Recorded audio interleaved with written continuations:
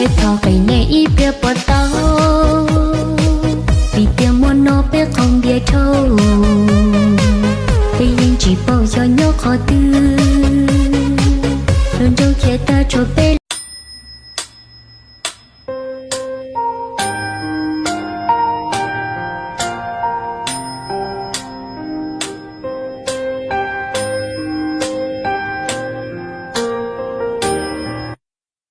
bé chỉ trong câu lì những con chó vì bé giờ nên yêu chỉ ăn tu bò. Day and night, day and night, day and night, day and day and day and day and day and day and. Dĩ năng trong trong chỉ tu của màn chia đu, dĩ năng chia rong tu thì đi chạy dân mù, ta chỉ rau no, cúp là tu năng xiên đau, yuan chia cỏ tao tu năng. Chuyện ta xin ru ni lâu ta, lọ cô lúc sẽ chân khẩu la, cho dù ô cha mò còn họ ca, chỉ dù nhỏ chỉ thơ thà. Chỉ tiền tờ lâu anh nên đó con lưu cho xin chi giờ ý à đi anh thâu kế và đua sư ứng cả ta đến ta xin lưu sư cả ta đến ta xin yo ấy giờ cũng sẽ cóวันnày chúng ta muốn xóa loa trong cuộc xia và cả lúc này cả trong nơi mò giờ nô tơ chỉ một cú lời thảo co và cả lúc này cả trong mò thương một người á không có gì sai hết, nhưng mà sai ở chỗ á là mình đem lòng thương một người nhưng mà họ không thương mình. Người thật lòng thương không trân trọng, người lòng em không sao cứ hy vọng.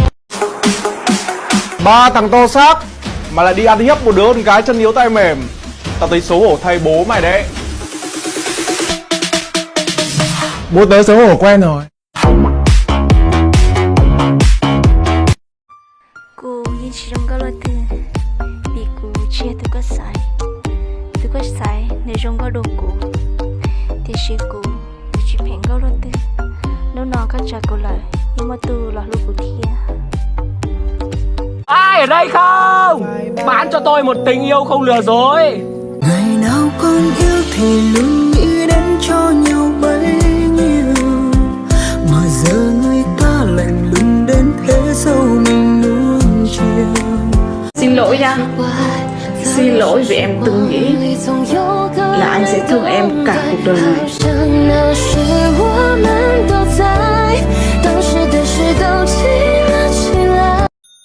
Tôi thua rồi. Kiếp này tôi có 3 cái sai lớn nhất. Thứ nhất là quá coi trọng tình cảm. Thứ hai là không đủ tàn độc. Thứ ba là quá mềm lòng. Cho nên tất cả mọi chuyện đều là do tôi sai. Cho nên chỉ có thể một mình chống đỡ. để mình nhận ra.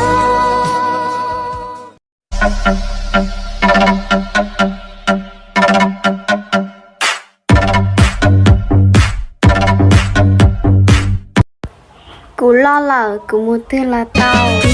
Cứ lo lờ cùng một thứ lo tao, về tự lo lờ cùng một thứ lo tao. Yo mu chào cứ so kim bao xóa, yo mu chào về yo muốn chia cứ cho xóa xóa. Yo mình nhỏ mong về, cho nô tia một thứ nhà bùa chế, cho nô đau thì một thứ xịt bao bao cứ lo lờ na, yo một thứ lo tao. Khó chuyện chơi, sẽ có yêu bùa tao thì bao giờ.有强出如龙，千层撼动，一笑破苍穹。长江刺破云霞，放下一生牵挂。